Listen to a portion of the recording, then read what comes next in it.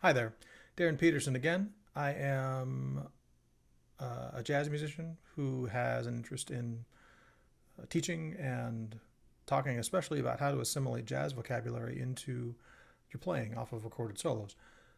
I previously put together my first video, which was a look at how to extract and analyze a piece of vocabulary. And the example we used was John Coltrane playing on Oleo, just 6 beats of music from the bridge of the rhythm changes. So he plays what amounts to a 2-5-1 lick. And so I talked about how to analyze that, how to think about it, and how to break it into pieces, learn it in all 12 keys, all that stuff. So if you're interested in that, you'd probably benefit from that video before looking at this one, because what we're doing here is taking that same lick and using it 3 or 4 or 5 different ways over different chords than it was originally played on, taking the same shape and tweaking it, or finding other ways to use it. So hope you enjoy, and I ran out of things to say. Enjoy. All right. So I'm going to do a few examples now of how I practice vocabulary that I've listened to and learned by ear and learned how to play in all the different keys under my fingers. So I've got a few examples to show. I'm going to talk about different ways to use it and also ways to put the lick in different places. How do you bend it until it breaks and then decide where else it can be used? So the first thing I'm going to do is I'm going to show you how I just basically take a play along record and force myself to be sure that I can play it in any key. So the exercise I'm about to give you is 2-bar dominant chords, which is very much like the rhythm changes bridge that Coltrane played this on. 2-bar dominant chords that you're playing this lick over, and they're just one after the other. And so it runs in a cycle, and you'll be able to see, I play through it. I probably won't show all of them, but I'll give you 6 or 7 just to be able to see that I go through those.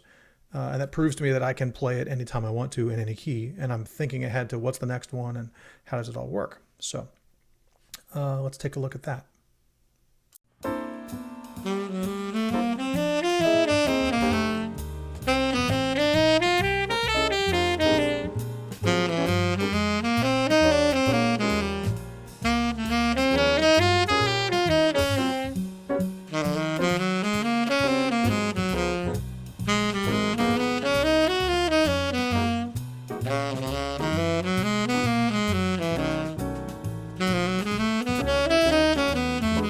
So as you can probably hear, that's just an exercise that moves around the circle of fourths.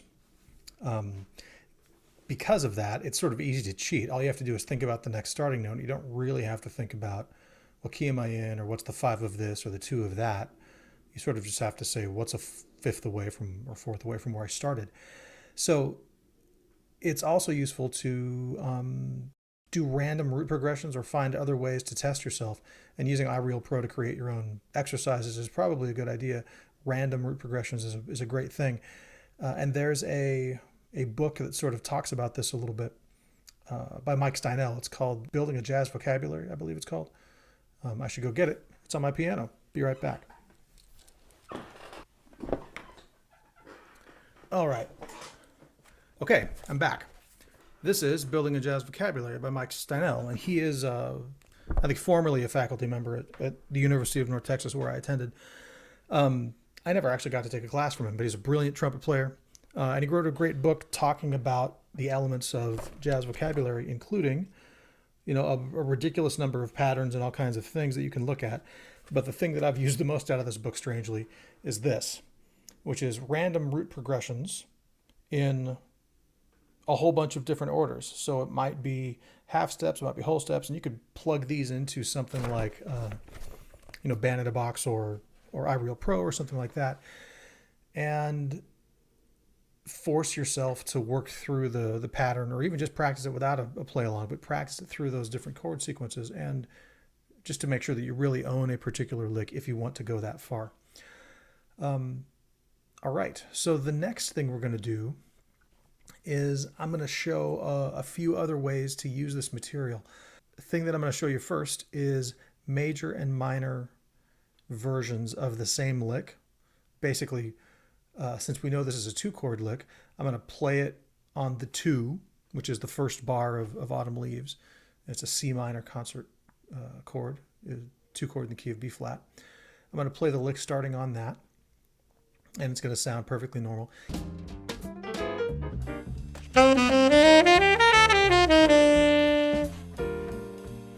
And then I'm going to do something weird to it. I'm going to break it by playing it on the 2 chord of G minor, which is A minor 7 flat 5.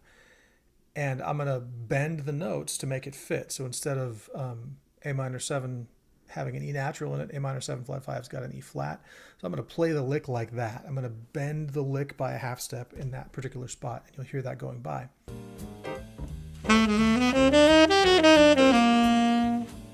Final example in this particular cut, which will be not just me playing it on the 2 chord, but since I'm in the key of G minor, I'm also just going to play the lick in G minor and see how it sounds against the chords as they go by.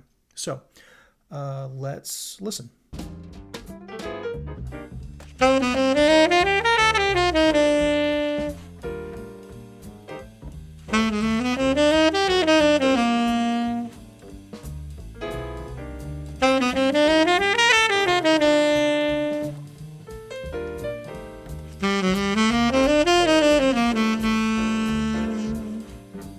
And for that last one, I started it on G minor. It ends up going up the scale and back down and ending on a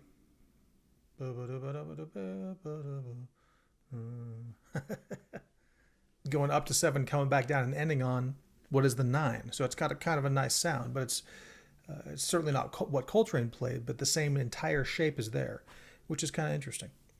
And I use the natural minor form on that, so E flat in the key of G minor. So that's worth checking out. Interesting to try and take what is a 2 lick and bend it to make it into a vocabulary that would work on in any minor key. So that's kind of an interesting way to go about that. My next example is to take basically the same thing we just did. I'm going to play the lick over the 2 chord as normal, and then I'm going to play the lick starting on G minor like I did a second ago, except this time I'm not going to play the whole lick. I'm going to stop on the natural 6.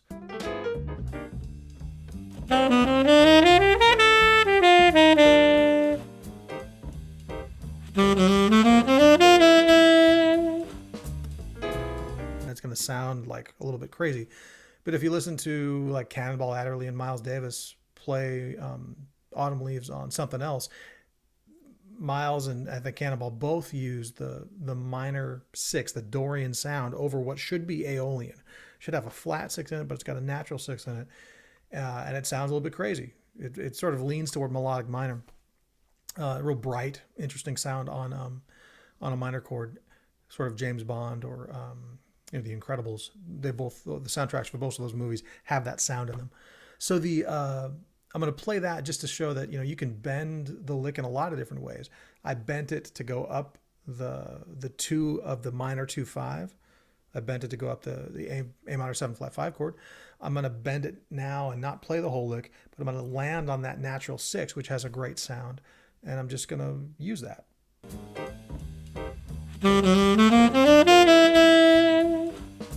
So that's a fun way to break the material that you've learned and use it in new contexts. I've got one more I want to show you, which is to use the end of the A section of Autumn Leaves to get back to the 2 chord. Normally, Autumn Leaves is 2 5 1 4, and then minor 2 5 to 6, and then that last 8th bar of the A section going back to the A is oftentimes 6 dominant or 5 of 2. It takes you back to the 2 chord. So what I'm going to do is when we land on 6 minor in bar 7, I'm going to go ahead and start playing a 2 5 of 2, and I'm going to use our lick to do it.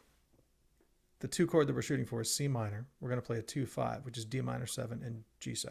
So I'm going to superimpose something that doesn't belong there to drag us back into the 2 chord. Check it out.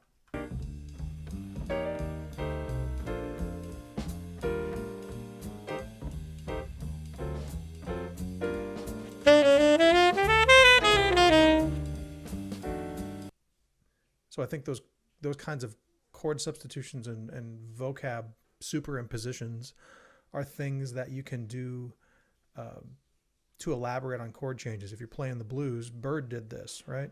Blues is normally just one chord per bar, but by the time Charlie Parker got done with it, he had 2 chords in every bar, and he was playing 2-5 of 2-5 of 2-5 all the way around until he gets to the 4 chord.